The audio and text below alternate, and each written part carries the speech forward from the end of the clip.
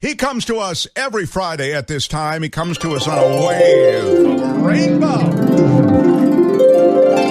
You can read him in the Marina Times, see him there on the corner coffee shop, Polk Street, the Royal Grounds.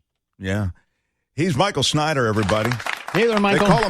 They call him the culture blaster online. You love the comic books. Oh, you love those franchises. So for you, I love that stuff. Oh, baby, yes, Spider-Man's got to be big. Spider-Man is big. I saw an advanced screening of Spider-Man No Way Home, yet I had no problem getting back to my apartment. I got to thank you, everybody. Thank you. Really, Chris? You give him applause on that? How dare you? Go ahead. Okay, yes. So let's get to some business aspects of this.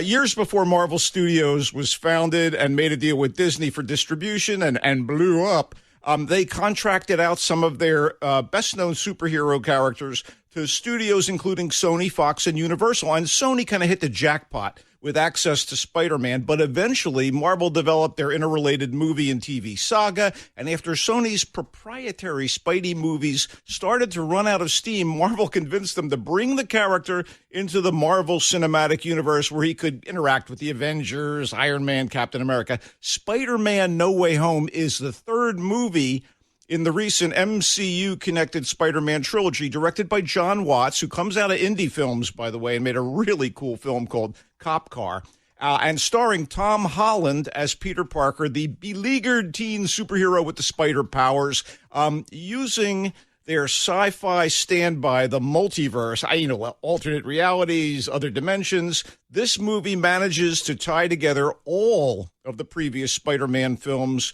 connected to Marvel's TV shows and movies, past, present, and future, and does so with action, humor, heart, and surprise after surprise, even if you may have heard of some of them on the internet.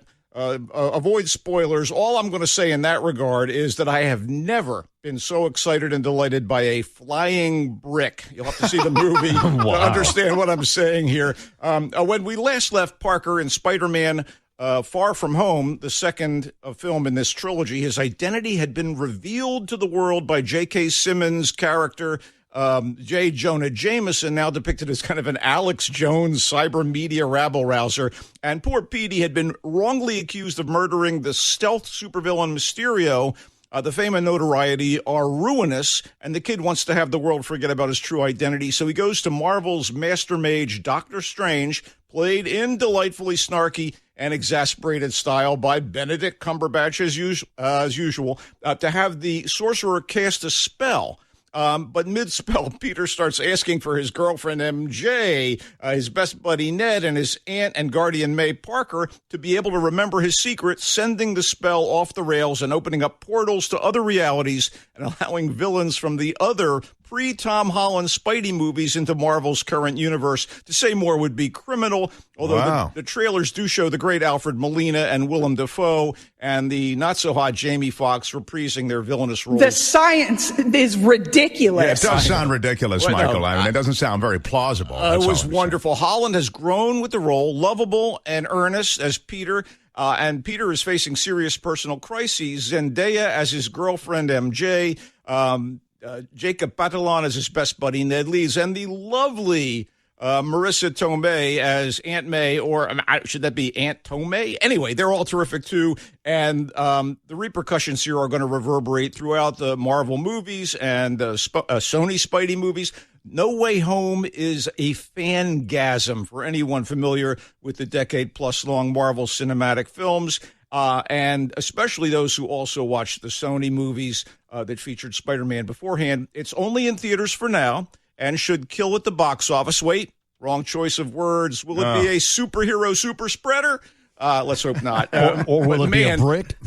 It popped on the big screen. So that's great. No, fangasm absolutely is not a ding word. It's a made-up word. It's a good word. It's a good made-up word, but it's not a. We only ding real words. Okay. Go ahead.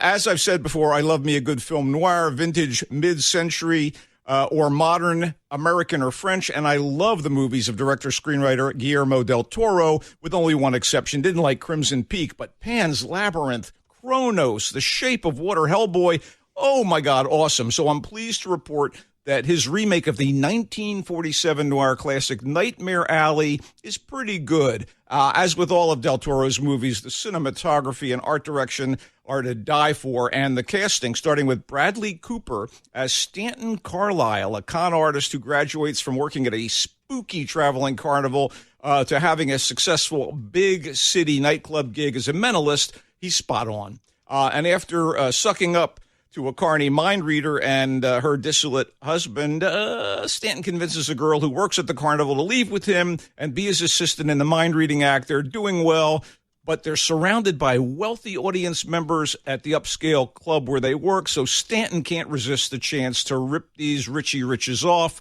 Things get dicey. Cooper's joined by Rooney Mara as his assistant and lover, the ever-amazing Cate Blanchett as a canny psychologist who's also a key to Stanton's plans, plus Toni Collette, Ron Perlman, Willem Dafoe. Oh, my God, 2 Willem Dafoe movies in one weekend, Richard Jenkins and David Strathairn. Although it takes a while to get where it's going, there's a lot of fun here, a bit of a sag in the middle, certainly not as startling and resonant as The Shape of Water, but I found Del Toro's Nightmare Alley to be a visually beautiful, satisfyingly creepy time at the cinema, which, alas, is the only place you can see it right now. Let me just ask you a quick question about that. You're right about Guillermo del Toro, but his movies always seem to they kind of leave me sad. Is there maybe I've not seen the right ones, but no, he's a bummer. No, I mean it depends. Really, it depends. I mean, I think he just has a dark sensibility about him. You and I attended an amazing exhibit of his personal collection of stuff. Was spectacular. Was jaw drop.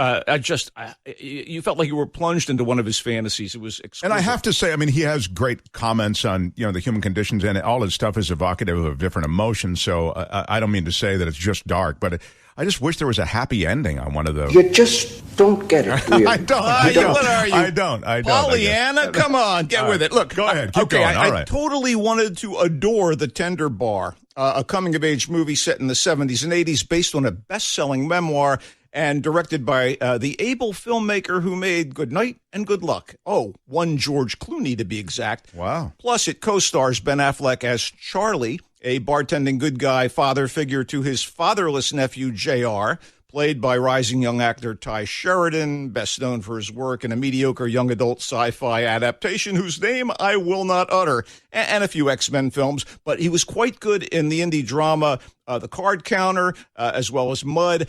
With his drive and intellect, J.R. seeks to rise above his working-class roots. At an Ivy League school, he wants to find love and build a career as a writer with the support of his financially strapped mom, his cantankerous granddad, and especially Uncle Charlie. The performances, including Affleck, Sheridan, Lily Robb as mom, and Christopher Lloyd, as grandpa. They're good, but the script meanders. There's no snap here, just some familiar, occasionally mushy comfort food. Some will be charmed, and I found it pleasant, but not particularly memorable. It's in select theaters this weekend, goes wide next Wednesday, and begins streaming in early January. I'd opt for the streaming on The Tender Bar. Okay. Well, we're about done. I'll give you another 30 seconds or so if you have any last little things. It never attains greatness, which is sad with all the talent involved. Still, I was thoroughly caught up in Don't Look Up, a satire about politics, the 24-hour news cycle, and the possible end of the world. Co-written and directed by Adam McKay, who made, among other feature films, The Big Short, that really sharp, funny movie about the financial crisis of 2007, 2008, made some Will Ferrell comedies, including Anchorman. But here he has Jennifer Lawrence as an astronomy grad student who discovers a comet heading straight for Earth when she and her professor, played by, Leonardo DiCaprio, all grown up, they try to bring it to the attention of the president, a cartoonish Meryl Streep, and her chief of staff, an equally cartoonish Jonah Hill, and they're dismissed as alarmist. And they go to the media and convince the world of the danger. No, they don't. They end up on a popular morning news and chat show where they're considered crackpots. All the while, the comet's coming closer. The good news here is that the hosts of the morning news and chat show are played by Tyler Perry and Cate Blanchett, back again this weekend. Wow. And they are very amusing. And holy star on the rise is that Timothée Chalamet as a skate punk. Indeed it is. If the disasteroid flick Armageddon was a comedy, it probably wouldn't be as occasionally clever and funny as Don't Look Up. Still, Don't Look Up isn't as savvy as it wants to be. It sure could have used more laughs or thrills. It drags a bit, but its attacks on the feckless media are righteous, and it does have a bang-up climax. Oh, spoiler alert. Wow. In theaters and now on Netflix next Friday. Don't Look Up. Yes, feckless would be a ding word, and cantankerous, which was used in the prior review, is a ding word as well. Ding me up, baby. Don't Look Up. Political satire from Adam McKay with Jennifer Lawrence, Leo DiCaprio, Meryl Streep, Jonah Hill, Tyler Perry, Timothée Chalamet. It's okay. But, The Tender Bar, the Ben Affleck film.